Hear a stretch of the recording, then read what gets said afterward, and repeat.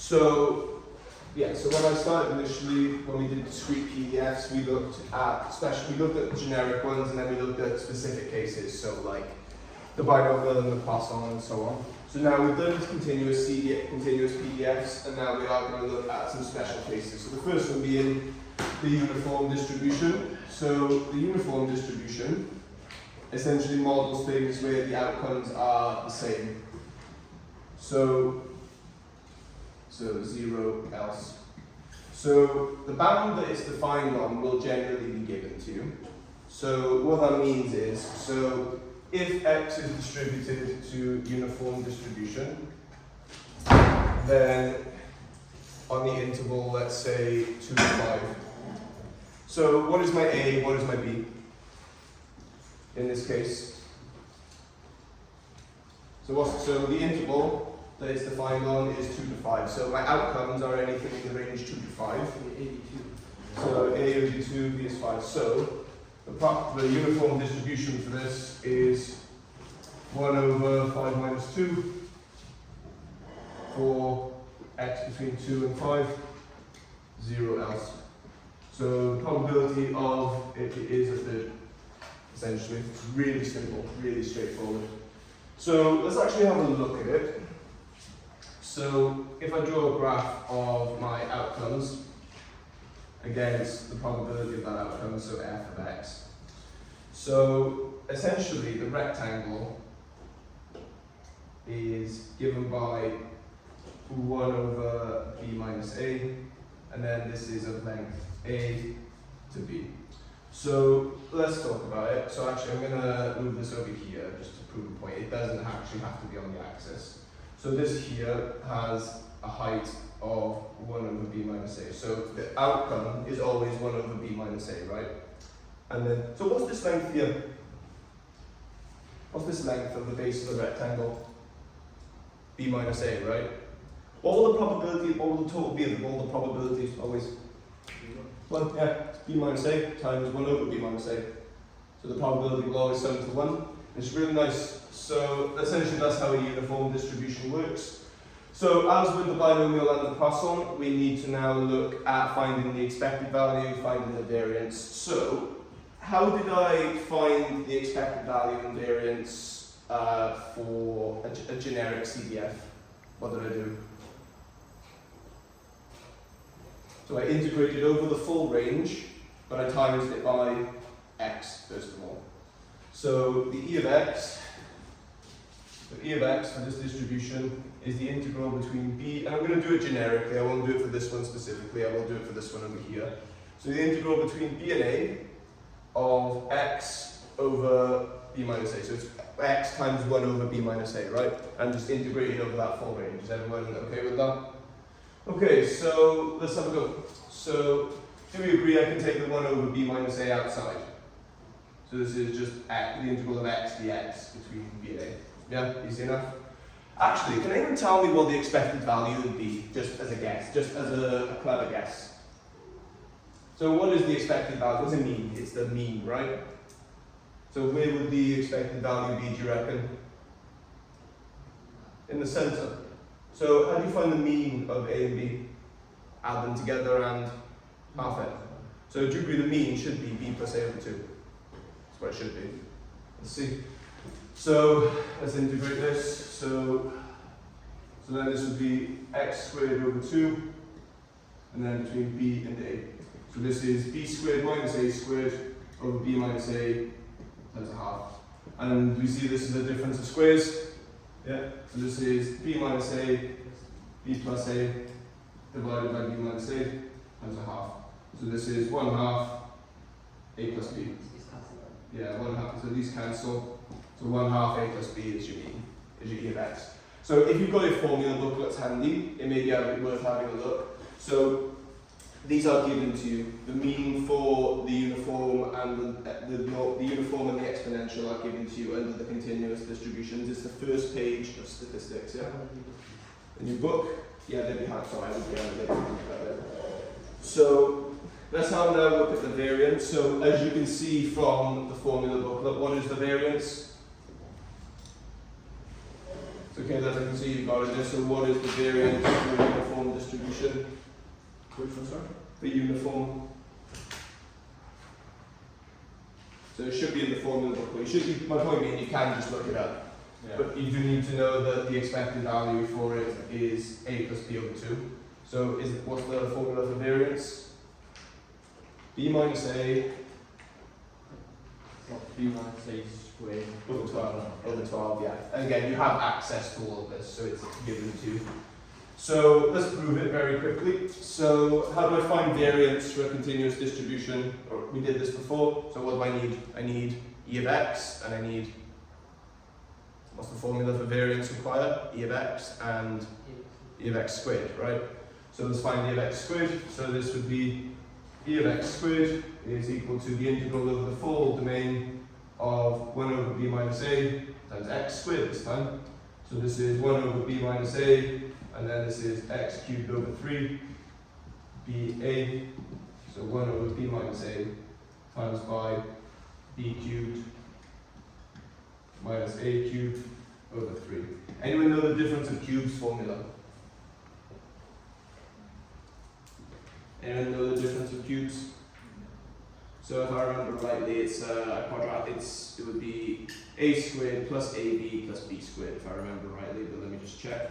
Difference of cubes. Yeah. So a squared minus b squared, a cubed minus b cubed is equal to b minus a times by b squared plus ab plus a squared. Yep. And this is divided by b minus a over 3. So do we agree that it's this fraction here over 3? Yep. Okay, so now I've got e of x squared. How do I find variance? What do I do? It's this, take away this squared. So the variance is going to be given by 1/3 b squared plus ab plus a squared minus a plus b over 2 squared.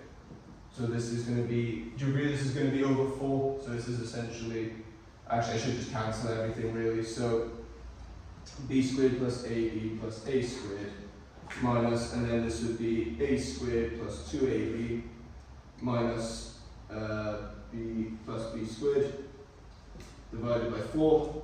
And do you agree we can join these fractions? Let me move this. Do you agree we can join the fractions now by just making the denominator the same? So this would be, so times in this by 4 and times in this by 3 essentially. So 1 over 12 and then 4b squared plus 4ab plus 4a squared minus 3a squared minus 6ab minus 3b squared. So let's see what cancels. So we've got 1 over 12 and then 4b squared minus 3b squared, so it's just b squared. And then 4ab minus this, so minus 2ab. And then 4a squared minus 3a squared, so just a squared. Right, so what does that bracket look familiar to? It's b minus a squared, yeah. So this is 1 over 12, b minus a squared. So that's the formula for variance for a uniform distribution. So to summarize, if you look at your formula booklets, for a generic uniform distribution, e of x is a plus b over 2, and the variance of x is 1/12 b minus a squared, essentially. So these questions are going to be exactly the same as the ones we did yesterday. So you know how I gave you a CDF the other day, and I said calculate the probability x is less than 3. So you integrated between 3 and the lower bound. It's going to be the exact same. This is a continuous distribution. So let's have a go at that then. So let's now have a go at this here. So this one here specifically, x is distributed to a uniform distribution on the interval 2, 5. So I would like the probability that x is less than or equal to 3. How would I go about doing this? You see that now that I've input my information, do you agree this is literally just a continuous PDF from the other day? So how do I find the probability of x being less than 3?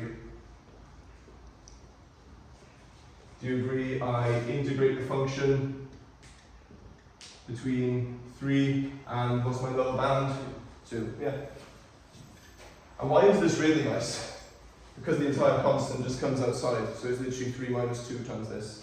And if you want to think of it another way, actually we'll save this for the CDF, we'll save that for the CDF. So this would be 1 over b minus a times the integral of 1 dx between 3 and 2. So do we agree that 1 over b minus a and then x evaluated between 3 and 2? So this is 1. Yeah, so actually when I say b minus a is really big. What was it? A third, yeah. So this is the integral of a third between 3 and 2. So this was 1/3 essentially. So the probability of it being that is a third. Really quite nice and straightforward. That's a bit boring though, because you agree that my interval was already a third, right? It's quite boring. So I'll do a slightly harder one just to kind of show you it's not always going to be like that. So let's say, so Tristan, give me something you want to find. Probability of x being greater than something or less than something. Make it in that range though, if you could please. Greater than 4. Probability of x being greater than 4. Okay, so do we agree we need to write this as probability of x being less than or equal to 4, first of all? That's the first thing we need to do. And then we need to find this. So probability of x being less than or equal to 4 would be the integral between 4 and my lower bound of a third. So this would be 1/3 times 2, so it's 2/3. That's it. So then this is 1 minus a third. Unfortunately, Tristan, the answer is once again a third. But let's pretend that it was. So It's always going to be a third. no. No. So right, I'll do a different one just to kind of show you that it's not. Right. So Abby, give me an interval you want our uniform distribution to be over. Anything you like, but make it like more than 10, if you could. So give me 2 numbers that are more than 10 apart. Any 2 you like. 3 and 15. 3 and 15, sure. So x is a random variable distributed to a uniform distribution on the interval 3, 15. So there are outcomes between 3 and 15 that are available, and I'm saying that they are all equally likely to occur. So that's what a uniform distribution is. Everything is equally likely. So I state my PDF. So what would my PDF be? So on the interval 3 to 15, what would this be? 1 over 12, yeah. 1 over 15 minus 3, 0 elsewhere. Okay, so I want to know the probability that x is, let's do less than or equal to 7, for example. Let's do something that I know will work alright-ish. Right, so I want the probability that x is less than 7. So because this is a continuous distribution, do you agree I can say that they're the same thing? Because it's a continuous distribution. So this would be equal to the integral between 7 and my lower bound of a 12 dx.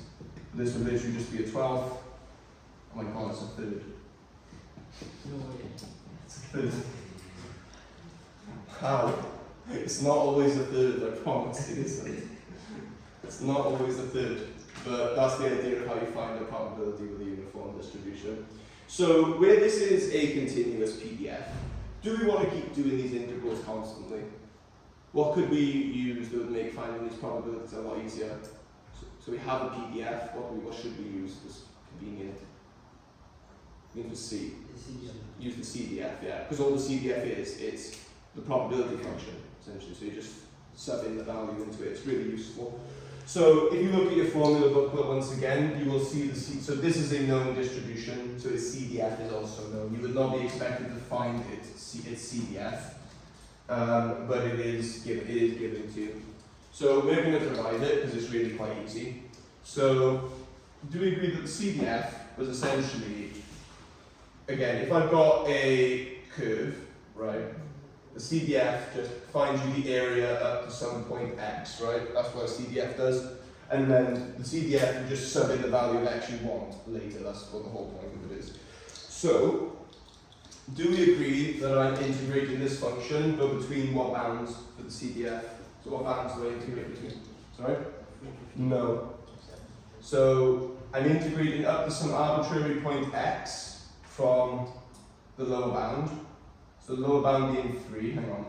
So here's my rectangle, here's my uniform distribution, so 3, 15, and then this height is 112. So I want to know how to find, that's what, again, you need to understand what a CDF is. It finds you the area up to some arbitrary point x, right? So I'm going between x and the lower bound, in this case the lower bound being 3. So the integral of the 12th dt, so again I take the 12th outside. So let's, actually what am I doing? Let's do it generically, sorry I'm being stupid here. So let's do it for the generic one so we don't have to keep doing it. So 1 over b minus a between x and b, and 0 else. So, do we agree on integrating 1 over b minus a between x and what's the lower bound for the generic one? Just a, right? Okay, so let's integrate this then. So, it's going to be 1 over b minus a times t evaluated between x and a. So do you agree it's going to be x minus a over b minus a? That's essentially what it'll be. Why does that make sense? Why does that make sense? Remember what area you're finding. What's the area you're finding? It's a rectangle, right? Right, so do you agree the height is always 1 over b minus a? Yeah? This is a, this is x, this is b. So do you agree that this area is just x minus a times 1 over b minus a? So that makes sense. It makes sense to the start. So the CDF for the uniform is just x minus a divided by b minus a. So again, that's given to you in the formula booklet. So under the CDF for, yeah, so under CDF, so you're given PDF, mean, and are you given the CDF actually? I think you might be, I might just not have it on here, I'm pretty sure you've given it. Anyway, so that's our CDF function. So big f of x, actually I'll write this cleanly. So big f of x for the uniform distribution is equal to x minus a over b minus a. So if we go back to the one we were doing earlier, so if you remember the probability I found was x being greater than 4, for example, right? So do you agree this was 1 minus p x less than or equal to 3, or x less than or equal to 4, sorry, because it's continuous, right? So do you agree with this? I could just sub it in, so just f of 4. So this is 1 minus f of 4, and f of 4, so this would be, in this case, it would be 4 minus 2 over 5 minus 2. So 1 minus 2/3, which chalk is a third. Yeah, exactly like we got it to be. So you can sub it into the CDF if you want to, same as what we did before. So I'm going to give you a uniform distribution question, and I want you to just have a go at it. It's nothing too difficult, I promise. The only thing is you've got to make the distribution yourself. So you saw how I did it with this, right? So uniform 3 to 15. So the probability was 1 over the difference, and then on that interval. That's all it is. So I've got it here. I believe I have it here. That's the exponential distribution one. That's, yeah, perfect. Right, so 3 independent random variables, a, b, and c, each has a continuous uniform distribution over the interval 0, 5. Find the probability that a is greater than 3. That's it. So each of these, so ignore the b and c for now, just do it for a. So it's a uniform distribution on the interval 0, 5. Find the probability that a is greater than 3. So the first thing you should do is state the PDF. Ignore part B for now. That's just generic probability. And I will turn the camera so that the camera can see it. So let me to zoom in. Really, I can't zoom in, oh well. Maybe it's over there.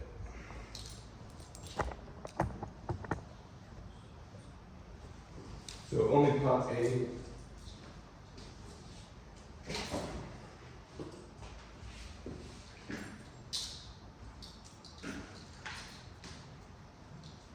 So I believe you do the uniform distribution in year 13 as well. I believe you do it in year 13 stats.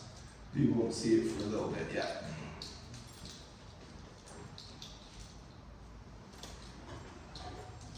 you start stats in February? I have no idea. Okay, so do you just teach mechanics then? I only teach mechanics, yeah. So it's not correct to do stats. I teach mechanics.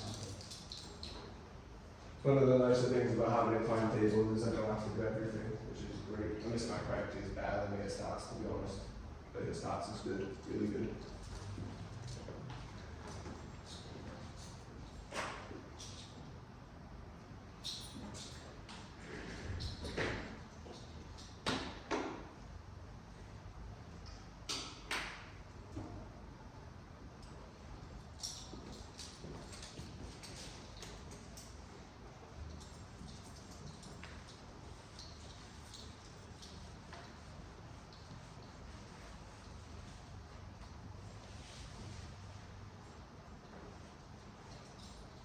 So if you're not for this question, do you use CDF or PDF? It's really up to you. So you can stick the PDF and you can integrate it between, what would it be in this case, 3 and 0.